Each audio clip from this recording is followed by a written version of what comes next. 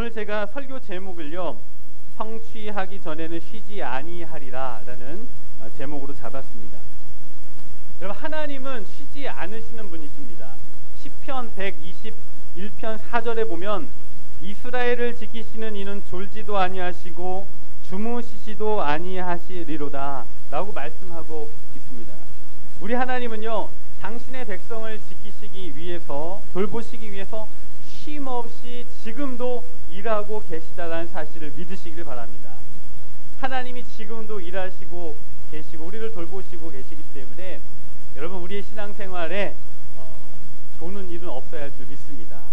멈추거나 졸거나 한 일이 없이 우리가 끊임없이 독수리 날개침과 같이 우리의 신앙이 성장하고 또 역동적으로 하나님 앞에 나아가는 은혜가 있어야 할 줄 믿습니다. 하나님께서 구체적으로 무엇을 성취하시기 위해서 쉬지 않으시는가? 지난주 설교 때에 제가 기업 물을 자라는 제목으로 여러분들에게 말씀을 전해드렸습니다. 기업 물을 자가 무엇인가? 한마디로 말하면 대신 책임지는 구원자라는 뜻입니다.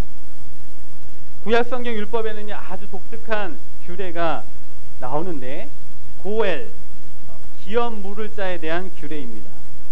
제가 다시 설명을 하면 형제 중에 자식 없이 죽은 사람이 있으면 대가 끊어지지 않게 하기 위해서 다른 형제가 그 형수와 제수를 부인으로 맞아들이고 대를 이어주는 것, 책임지는 것, 이게 바로 고엘 제도입니다. 또 하나는 조상 때부터 대대로 먹고 살던 그 땅이 있는데 가난하여서 혹시 그 땅을 팔았다라면 가장 가까운 친척이 그 빚을 갚아주고 땅을 찾아주어 살게 하는 것, 그것이 바로 고엘, 기업 물을 자에 대한 그런 제도입니다. 한마디로 가장 가까운 자가 빚진 자의 그 빚을 다 갚아주고 원래의 권리를 되찾게 해주는 것이 바로 고엘, 기업 물을 자의 그런 규례입니다. 여러분, 우리의 영혼에 대해 기업 물을 자가 계시는데 그분이 바로 예수 그리스도이십니다. 그리스도께서 우리의 모든 죄값을 대신 지불하셨어요. 우리의 모든 죄를 감당하셨습니다. 죄값을 다 지불하심으로 말미암아 우리의 기업 물을 자가 되셨다라는 것입니다. 하나님은 지금도 기업 무는 일, 즉 우리의 모든 죄를 다 책임지시고 구원하는 일을 성취하시기 위하여 지금도 쉬지 않으신다라는 것입니다. 그래서 오늘 말씀을 통하여 기업 무르는 일이 다 성취되기까지 쉬지 아니하시는 그 하나님의 헤세드에 대해서 우리가 오늘 말씀을 통하여 좀 나누기를 원합니다. 오늘 사실 제가 설교 본문을 보면서 이 이야기를 가지고 설교를 할 수 있을까 그런 고민을 좀 했습니다. 성경에 이러한 내용들이 나오는 것 자체가 좀 이상하고 또 이러한 이야기를 설교 시간에 해도 될까라는 그런 고민에 빠졌었는데 한번 좀 나눠보길 원합니다. 오늘 시작 전에 저희가 읽은 말씀 3장 1절에서 5절 말씀을 보시면요, 어떤 내용이 있습니까? 1절 말씀 한번 보시면 1절에 내 딸아, 내가 너를 위하여 안식할 곳을 구하여 너를 복되게 하여야 하지 않겠느냐. 지금 시어머니가 며느리에게 말하기를 이제 너도 좀 안정된 삶을 살아야 되지 않겠니? 이제 너도 좀 편안하고 안정되게 삶을 꾸려가야 되지 않겠느냐라고 말합니다. 그리고 이 시어머니 나오미가요, 생각하고 있었던 일을 이제 시행할 때가 되었다고 보았습니다. 수확을 마치고 이제 보리를 까불리는 때가 된 것입니다. 시어머니 나오미는 어떤 계획을 세우고 며느리 룻에게 그렇게 하도록 코치를 합니다. 어떤 코치를 하냐면 3절에서 4절 말씀인데 한번 읽어보겠습니다. 같이 시작. 그런즉 너는 목욕하고 기름을 바르고 의복을 입고 사장마당에 내려가서 그 사람이 먹고 마시기를 다하기까지는 그에게 보지 말고 그가 누울 때에 너는 그가 눕는 곳을 알았다가 들어가서 그의 발치 이불을 들고 거기 누우라. 그가 내 할 일을 내게 알게 하리라. 네. 시어머니가 지금 며느리에게 지금 코치를 하고 있어요. 뭐라고 코치하냐면 목욕을 하고 기름을 바르고 좋은 옷을 입고 하루 종일 보아스에게 보이지 말고 숨어 있어라. 그리고 나중에 보아스가 잠들고 나면 그 발치 이불을 들고 그 발밑에 덮고 누워서 누워 있어라, 이렇게 지시를 하는 것이죠. 그렇게 하면 그 이후에는 보아스가 다 알아서 할 거다, 이런 이야기를 합니다. 시어머니 나오미의 이러한 계획과 코치는 지금 이 성경을 읽고 있는 우리로 하여금 굉장한 오해를 불러일으키고 있습니다. 두 과부가 자기들의 편안하고 안정된 삶을 위해 부자인 보아스를 꼬셔서 자기 남편을 만드는 삼류 막장 드라마에나 나올 것 같은 이야기가 지금 성경에 전개되고 있는 겁니다. 물론 이런 막장 드라마의 시청률이 높기는 합니다. 그러나 성경에 나올 법한 이야기는 아니라는 것입니다. 그러나 여러분, 하나님께서는 오늘 이 말씀을 통하여 우리에게 주시고자 하는 교훈이 분명히 있다는 사실입니다. 그래서 우리가 정말 마음을 열고 우리에게 주시는 그 교훈이 무엇인지 이해하려고 노력해야 할 것입니다. 자, 이제 이야기가 계속 전개됩니다. 7절 말씀 한번 같이 읽겠습니다. 시작. 보아스가 먹고 마시고 마음이 즐거워 가서 곡식단 더미의 끝에 눕는지라 룻이 가만히 가서 그의 발치 이불을 들고 거기에 누워있더라. 여러분, 얼마나 놀랬겠습니까? 캄캄한 밤에 들판에 누워서 지금 곤히 잠들어 있는데 느낌이 이상해서 깨어보니까 옆에 낯선 여자가 누워있는 겁니다. 여러분, 우리는 가끔 자다가 같이 사는 여자가 누워있을 때도 놀랄 때가 있는데, 농담입니다. 지금 전혀 모르는 여자가 자기 옆에 누워있는 겁니다. 지금 보아스는 너무나 깜짝 놀란 것입니다. 그래서 9절에 보니까 너무 놀라서 묻습니다. 네가 누구십니까? 이렇게 묻는 것이죠. 그러자 룻이 대답하되 나는 당신의 여종 룻이오니 당신의 옷자락을 펴 당신의 여종을 덮으소서. 이는 당신이 기업을 물을 자가 됨이니이다. 이렇게 말합니다. 당신의 옷자락을 펴 당신의 여종을 덮으소서 라고 말하는 것은 일종의 프로포즈입니다. 한편으로 지금 결혼을 지금 요청하고 있는 것입니다.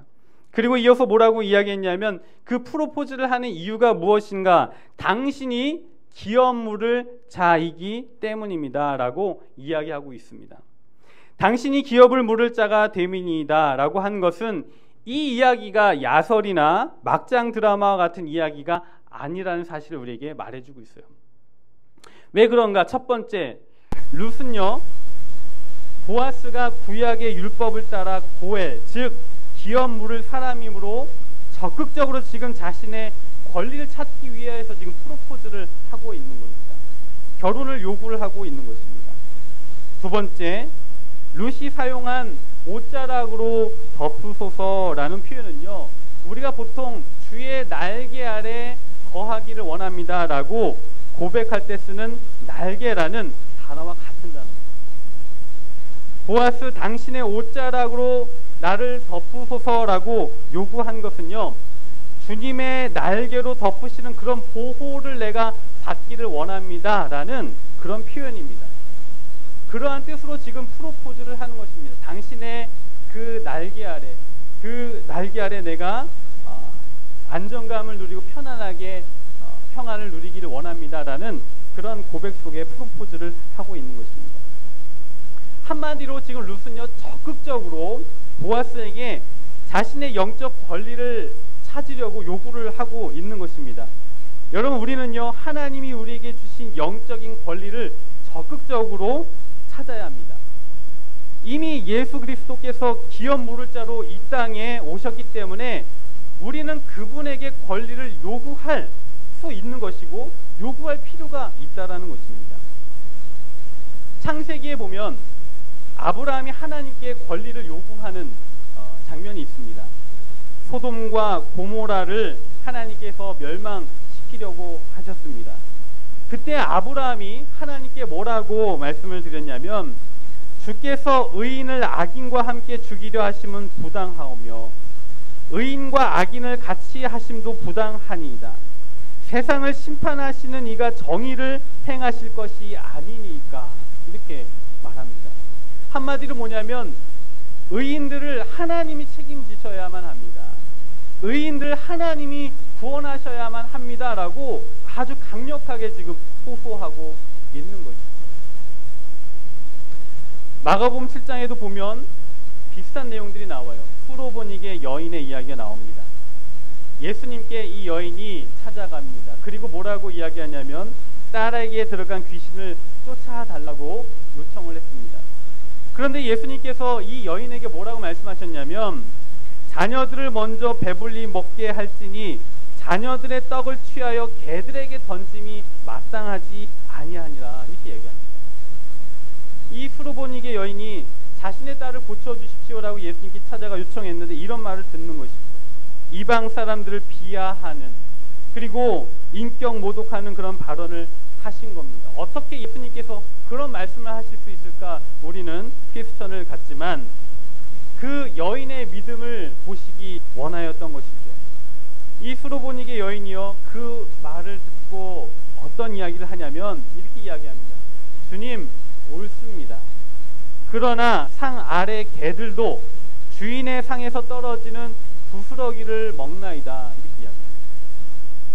이 말은 뭐냐면, 내가 곧 짐승일지라도, 내가 개일지라도 주인의 상에서 떨어지는 그 부스러기를 먹을 수 있는 권리가 있습니다. 나에게 그 권리를 주십시오라고 강력하게 요청하고 있는 것이죠. 그 부스러기 은혜라도 내게 주셔야만 합니다. 내가 그것을 먹고 누릴 권리가 있습니다라고 분명하게 이야기한 것이죠. 예수님은 그 여인의 고백을 듣고 정말 믿음이 크다라고 칭찬하셨고, 그리고 그의 소원을 들어주셨습니다. 여러분, 이러한 요구가요, 무례한 것이 아닙니다. 하나님 앞에 이러한 적극적인 권리의 요청이요, 무례한 것이 아닙니다. 우리는 자신의 영적 권리를 찾아야 하고, 또 우리는 당연히 요구해야만 합니다. 성경에 말씀하고 있지 않습니까? 천국도 침노하는 자의 것이다, 이렇게 말씀하고 있습니다. 하나님의 나라도 침노하는 자의 것이다 라고 분명하게 말씀하고 있는 겁니다. 그러므로 우리가 하나님의 은혜, 하나님의 햇새들을 얻기 위해 강력하게 요구할 필요가 있는 것입니다. 여러분, 우리는 믿지 않는 가족을 위해서 하나님 앞에 그가 구원 얻을 것들을 강력하게 당당하게 요구해야 합니다. 제가 주중에 그 한 학생을 만났습니다. 그 학생이 제게 이러한 질문을 하는 겁니다. 목사님, 우리 아빠가 예수님을 믿지 않아요. 그런데 나중에 제가 천국에 가서 아빠를 만날 수 없다라면 어떡하죠? 그런 질문을 하는 겁니다. 나중에 천국에 갔는데 내가 사랑하는 아빠가 그곳에 있지 않다라면 너무나 슬플 것 같아요 라면서 그런 이야기를, 솔직한 이야기를 저한테 이야기하는 겁니다. 천국에 슬픔이 없다라고 하는데 사랑하는 아빠가 없다라면 정말 슬프지 않을까? 정말 나는 편안하게 그 천국에서 안식을 누릴 수 있을까? 그런 질문을 던지는 겁니다. 그래서 제가 대답을 했어요. 예, 하나님 앞에 너의 그 마음을 적극적으로 말씀드려라. 하나님, 저는 구원하시고 아빠는 구원하지 않으시면 제가 천국에 가서 영원히 행복하겠습니까? 하나님, 우리 아빠를 구원해 주세요. 저를 봐서라도 구원해 주세요. 제가 천국에 가서 영원히 행복하게 살 수 있도록 저를 봐서라도 우리 아빠를 구원해 주세요라고 기도해라. 그리고 우리 함께 기도하고 우리 요강교회가 함께 노력하자, 그런 이야기를 나눴습니다. 여러분, 우리는요, 가족 구원을 당당하게 요구해야 할 줄 믿습니다. 이것이 우리의 권리입니다. 우리는 영적인 권리를 하나님 앞에 요구해야만 하는 것입니다. 하나님은 우리의 권리를 지켜주시기 위해 기업을 무르고 권리를 회복시켜 주시기 위해 이 땅 가운데 오셨습니다. 그리고 그 하나님은 그것을 성취하시기까지 쉬지 않으시는 분이시다. 아멘이십니까? 쉬지 않으시는 하나님이라는 것입니다. 10절에서 12절 한번 같이 보도록 하겠습니다. 같이 읽겠습니다. 10절에서 12절 시작. 그가 이르되 내 딸아 여호와께서 내게 복 주시기를 원하노라. 내가 가난하건 부하건 젊은 자를 따르지 아니하였으니 내가 베푼 인애가 처음보다 나중이 더하도다. 그리고 이제 내 딸아 두려워하지 말라. 내가 내 말대로 내게 다 행하리라. 내가 현숙한 여자인 줄을 나의 성읍 백성이 다 아느니라. 참으로 나는 기업을 물을 자이나 기업 물을 자로서 나보다 더 가까운 사람이 있으니.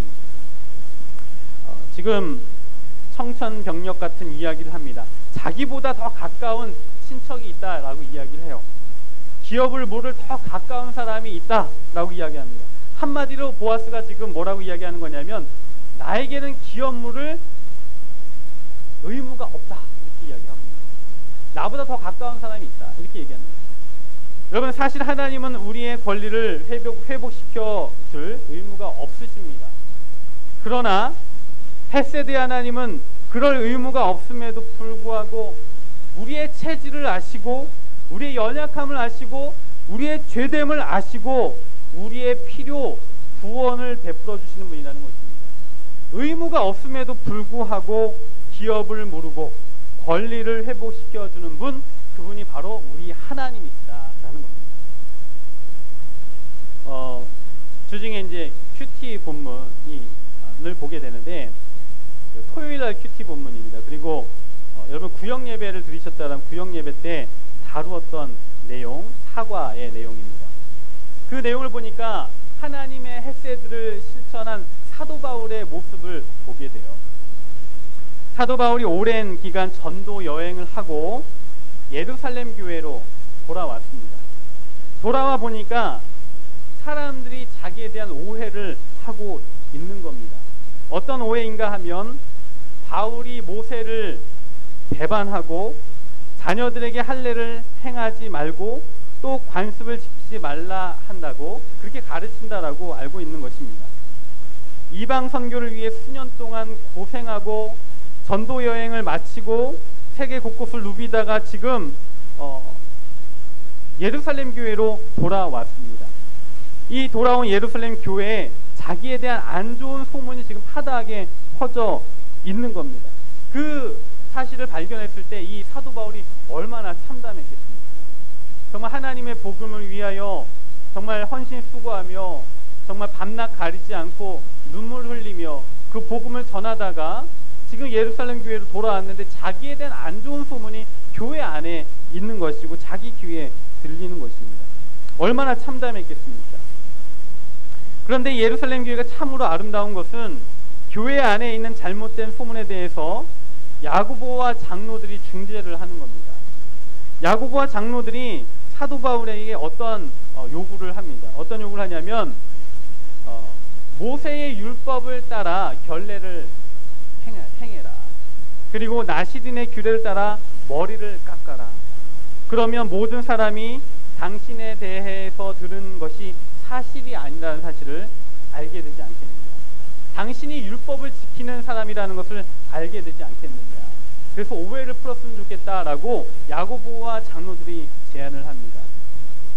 그 제안을 들은 사도 바울이요, 사실은 그런 결례를 행하고 나시린의 규례를 따라 머리를 깎을 이유가 없습니다. 왜냐하면 그는 복음에 대해서 완벽한 그 삶을 살고 있기 때문에 그렇습니다. 하늘 우러러 한 점 부끄러워 먹고 양심에 부끄러운 일을 행한 적이 없는 그러한 사람이므로 굳이 그러한 결례를 행하고 굳이 나시린의 규례를 따라 머리를 깎을 이유가 없습니다. 그런데 이 바울이요, 그럼에도 불구하고 어떻게 하냐면 교회의 유익을 위해 오해하고 있는 사람들의 마음을 풀어주고 교회의 화평을 위해서 자기의 권리를 포기합니다. 자기 권리를 주장하거나 해명하기보다는 겸손하게 그 사람들의 마음을 얻기 위해서 마음을 얻는 행동을 합니다. 그 규례를 그대로 행하고 나시린의 규례를 따라 머리를 다 깎습니다. 그래서 그 오해를 풀어내는 것입니다. 자신의 권리를 포기하고 불편함을 감수하면서 이 사도 바울은 기업 물을 자로 그 교회를 책임지는 것이죠.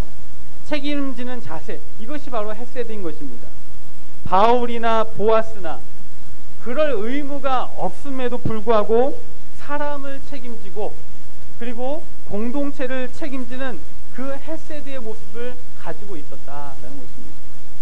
여러분, 이 시대에 절실하게 필요한 모습 아니겠습니까? 이 시대를 살아가는, 이 혼탁한 시대를 살아가는 우리에게 절실하게 필요한 모습이 아닌가라는 생각을 해봅니다. 13절 말씀 한번 같이 읽겠습니다. 13절 시작. 이 밤에 여기서 머무르라. 아침에 그가 기업 물을 자의 책임을 내게 이행하려 하면 좋으니 그가 그 기업 물을 자의 책임을 행할 것이니라. 만일 그가 기업 물을 자의 책임을 내게 이행하기를 기뻐하지 아니하면 여호와께서 살아계심을 두고 맹세하노니 내가 기업 물을 자의 책임을 내게 이행하리라. 아침까지 누워 있을지니라 하는지라. 아멘. 보아스가요, 먼저 자기가 기업을 물을 의무가 없다라는 것을 이야기를 합니다. 나보다 더 가까운 사람이 있다. 룻에게 모세의 율법이 정하고 있는 규례를 정확하게 밝히고 이 문제는 자신이 결정할 수 있는 문제가 아니다라고 이야기를 분명하게 해줘요.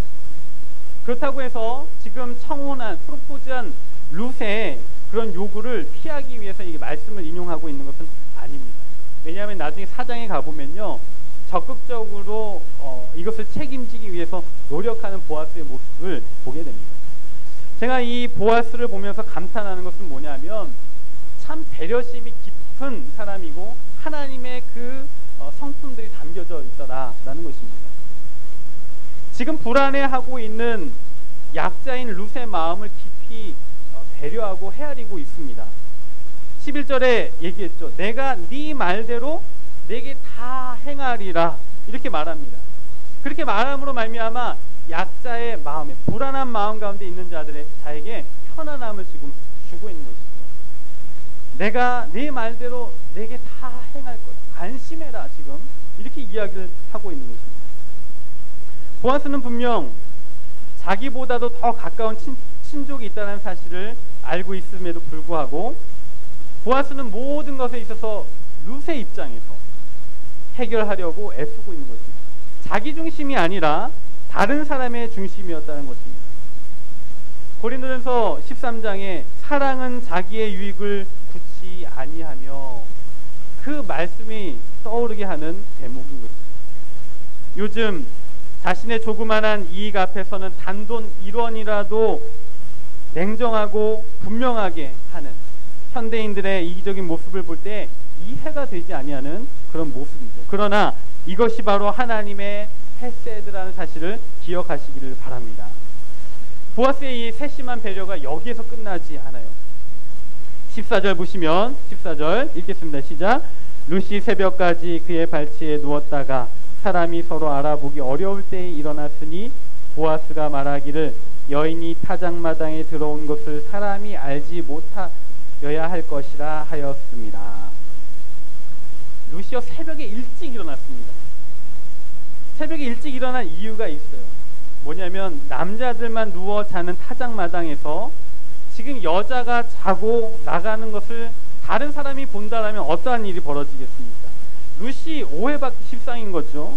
품행이 좋지 못한 여자, 그리고 부자 보아스를 유혹하기 위해서 타작마당에 들어간 여자, 심지어 저런 여자는 이 베들레헴에서 쫓아내야 한다, 모압 땅으로 돌아가라, 모압 여인이여, 이방인이여, 너의 나라로 돌아가라, 그런 여론들이 생겨지지 않겠습니까? 그래서 보아스가요, 이 여인을 보호하기 위해서, 룻을 보호하기 위해서 타작마당에 들어온 것을 사람들이 알지 못하도록 새벽에 일어나고 아직 어둑어둑할 때 그때 나가라 라고 했던 것입니다. 그래서 이 룻이 그 배려를 따라 이렇게 새벽에 나가게 됩니다. 그리고 17절에 보면요, 이 보아스가요, 룻만 배려한 것이 아니라 그의 시어머니까지 배려하는 것을 보게 됩니다. 17절 말씀 읽겠습니다. 시작. 이르되 그가 내게 이 보리를 6번 데워주며 이르기를 빈손으로 내 시어머니에게 가지 말라 하더이다 하니라. 지금 집에는 기다리고 있는 시어머니가 있습니다. 그죠? 기업을 물을 자로부터 은혜 입었다라는 좋은 소식이 들려오기를 기다리고 있는 시어머니가 집에 있습니다. 소망하고 기다리고 있는 시어머니. 근데 그에게 빈손으로 만약에 이 며느리가 돌아간다라면 그 시어머니가 얼마나 낙심하고 실망하겠습니까? 그러니까 이 보아스가 뭐라고 하냐면, 빈손으로 가는 것이 아니라 작은 선물이라도 가져가라. 그래야지 네 시어머니가 좀 위로를 얻지 않겠느냐라는 그런 마음으로 네 겉옷을 펼쳐라. 펼치니까 보리를 6번 베어주면서 이것을 가지고 시어머니에게 돌아가라 라고 이야기를 합니다. 저는 이 말씀을 보면서 참 놀라운 배려심이다 라는 그런 생각이 들어요. 우리 그리스도인들 안에 있어야 하는 배려심이지 않는가, 그런 생각을 해보게 됩니다. 질서를 알고 책임질 때도 질서를 따라 책임지고 상하 관계 속에서 섬겨야 할 것들을 아는 그런 배려심을 배우게 하는 그런 대목입니다. 이것이 바로 헤세드의 정신이라는 것입니다. 오늘 말씀을 정리하고자 합니다. 우리는 오늘 유력자 보아스에게 나아가 적극적으로 기업 물어줄 것을 요구하며 자신의 영적 권리를 요구하는 룻의 모습을 봅니다. 하나님께서 우리에게 기업 물을 자 예수 그리스도를 보내주셨습니다. 예수 그리스도께서 우리의 모든 죄값을 대신 지불하셨고 우리의 모든 죄를 담당하셨습니다. 죄값을 다 지불하심으로 우리의 기업 물을 자가 되어 주셨다라는 것입니다. 그러므로 우리는 영적인 권리를 찾아야만 합니다. 우리의 빚을 대신 지불해 주십시오. 주의 날개로 덮어 주십시오. 우리는 요구함으로 말미암아 우리의 영적 권리를 찾아야 한다는 것입니다. 가만히 있는 것이 아니라 주인의 상에서 떨어지는 그 부스럭이라도 내가 먹겠습니다라는 심정으로 우리가 받아야 할 은혜, 우리가 받아야 할 하나님의 헤세드, 그 권리를 요구할 때 하나님께서 우리의 요구를 들어주신다는 것입니다. 아멘이십니까? 우리가 요구할 때, 우리의 권리를 요구하실 때, 할 때에 하나님께서는 기꺼이 우리의 요구를 받아주신다는 것입니다. 또 하나 생각할 것은 무엇인가? 우리가 주님께 은혜 베푸실 것과 헤세드를 베푸실 것을 요구함과 동시에 우리도 그렇게 살아야 한다는 것입니다. 우리가 주님의 정신을 따라, 하나님의 정신을 따라, 헤세드의 정신을 따라 그럴 의무가 없음에도 불구하고 우리의 권리를 포기하고 내어주고 겸손하게 다른 사람 입장에서 배려하는 깊은 마음이, 깊은 신앙이, 깊은 인격이 우리 가운데 있어야 한다는 것입니다. 다시 정리하면 뭐냐면, 우리가 하나님께는 영적 권리를 요구하여 헤세드의 은혜와 복을 누려야 하고, 타인에 대해서는 권리를 포기하고 배려하는 은혜를 끼치는 자가 되어야 한다는 것입니다. 이것이 깊은 신앙인의 모습이요, 또 깊이요 삶이라는 것입니다. 마지막으로 나오미는 룻이 겪은 이야기를 들으면서 이렇게 고백하고 기다립니다. 18절 말씀입니다. 같이 읽겠습니다. 시작. 이에 시어머니가 이르되 내 딸아 이 사건이 어떻게 될지 알기까지 앉아있으라. 그 사람이 오늘 이 일을 성취하기 전에는 쉬지 아니하리라 하니라. 아멘. 시어머니 나오미의 마음에 확신이 있었습니다. 기업 물을 자 보아스가 끝까지 책임질 것이다. 헤세드를 성취하기까지 쉬지 않을 것이다 라는 그런 믿음을 가지고 있었다는 것입니다. 여러분, 우리 하나님께서는요, 우리에게 헤세드를 성취하시기까지 쉬지 않으실 것입니다. 이것이 우리의 믿음이고 우리의 고백입니다. 우리가 주님의 나라에 갈 때까지 우리에게 헤세드를 베푸시기 위하여 쉬지 않으시고 역사하시는 그 하나님의 은혜를 우리는 경험하게 될 것입니다. 하나님께서 여러분들에게 은혜와 자비를 베품에 있어서 쉬지 않으실 줄 믿습니다. 오늘 이 시간 이 말씀을 통하여 하나님을 기대했으면 좋겠고요. 하나님 앞에 간구하고 구하는 그 모든 것들이 여러분들의 삶 가운데 이루어지고 쉬지 않으시는 하나님의 그 헤세드의 은혜가 여러분들 삶 가운데 있기를 주님의 이름으로 축원합니다.